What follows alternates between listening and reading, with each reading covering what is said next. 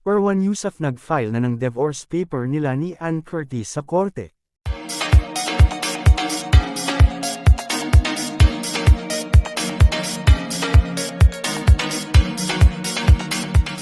Isang malaking balita ang lumabas kamakailan nang mag-file ng divorce paper si Erwan Heussaff laban kay Ann Curtis sa korte. Ayon sa mga ulat, ito ay matapos ang serye ng kontrobersya at pag-amin ni Ann tungkol sa kanyang pagtataksil. Labis na nasaktan si Erwan, kaya't napagpasyahan niyang tapusin na ang kanilang kasal. Agad na kumalat ang balitang ito sa social media, na ikinagulat ng maraming tagahanga.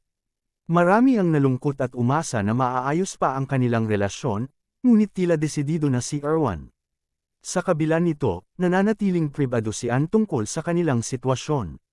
Patuloy na sinusubaybayan ng publiko ang kanilang kaso at inaabangan ang magiging desisyon ng korte.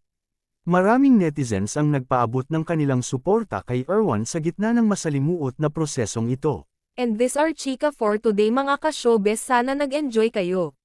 Don't forget to like, share, subscribe and click the notification bell for more updates.